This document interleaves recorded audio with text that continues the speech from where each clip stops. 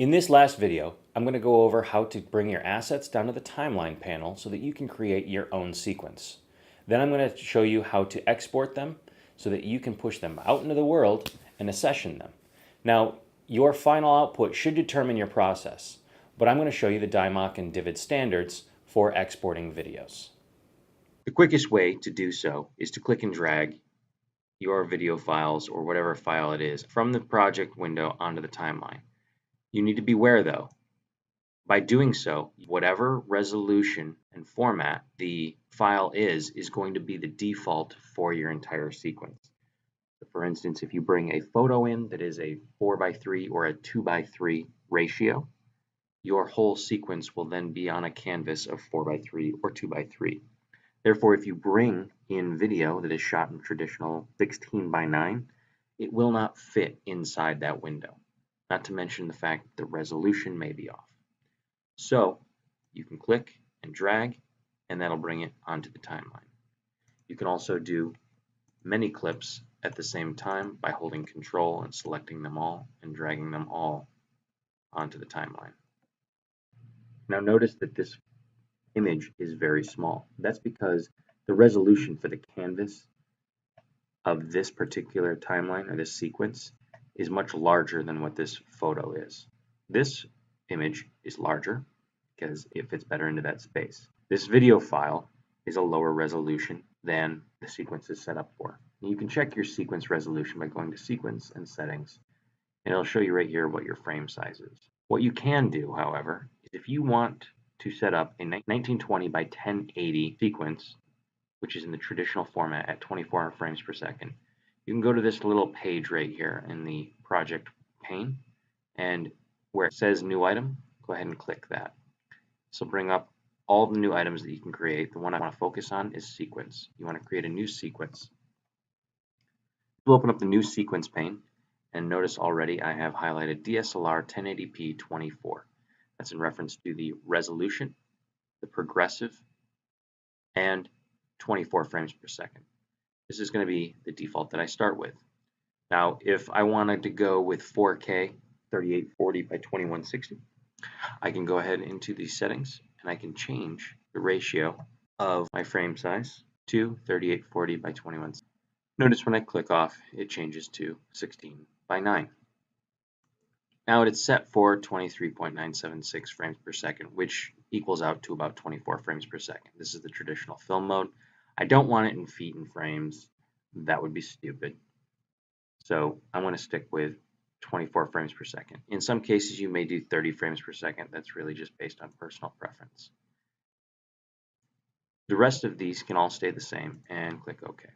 Remember to name your sequence and work off of that. I'm going to go ahead and bring down some of these files. When I do so, these files don't necessarily always match the sequence settings that I've already set up. A clip mismatch warning will pop up and it'll ask me, do I want to change the sequence settings or do I want to keep the existing settings? If you want to put out a full HD 1920 by 1080 product, then these are too large. This is set for 4K at 3840 by 2160. If you want to stick with the 3840 by 2160 and adjust your file sizes once you bring them in, keep the existing settings. Notice that these are too small, and these are fairly simply readjusted to the frame size. But ultimately, when you're shooting on a camera that shoots in 4K, you're going to want to have that space available. And that is how you build a timeline in Premiere. Now, there's templates that you can use, and there's default settings that you can use in order to export your files, but ultimately it comes down to what do you want your files to be like. There's two ways to get to the export window. One is by clicking Control M, or you can go to File, Export, Media. Now, the thing you're going to end up exporting is the file that is showing up on the sequence at the time. There's multiple portions of that sequence that you can do, and that is sequence in to out. You can do the entire sequence, you can do the work area, or you can do a custom space. You can also change what you want to export based on just clicking these small triangles and moving them from one spot to another, adjusting that within the export window. I'm going to go ahead and stick with sequence into out, which is going to be everything that's on my timeline right at the moment. Over here on the right side, you have all of your export settings. Now, the format H.264 is the most widely accepted, and it is going to be the most usable by anything that we need to put out. So using H.264 is important. If you want to send out just audio, you can also choose MP3. That's pretty much the only ones you want to stick with. Under preset, you want to choose HD 1080p 23.976, and that'll get you set up for success for a full HD project. If you shot in 4K, you can go ahead and change these settings by first going down to your profile and your level, changing them to high, at least 5.1, and then lowering your frames per second from 59.94 back down to 23.976. And you can then type in 3840 by 2160. Once this is all done and you have all of your settings the way that you want them to be, your output should show where everything is going, what the size is, what the frames per second is, the fact that it's progressive, the length of time, so on and so forth. The rest of this is going to determine the quality of the video that comes out, but that's information that's a little farther down the road. The source identifies the actual sequence setting. Your output name should be something recognizable and identify your project or your sequence. This should probably be your VRIN, but I will leave that up to you to determine. You can choose your location and the name by simply clicking on the blue output name, and that'll help you to figure out where it's going to go. In this particular situation, I'm sending it to the exports folder.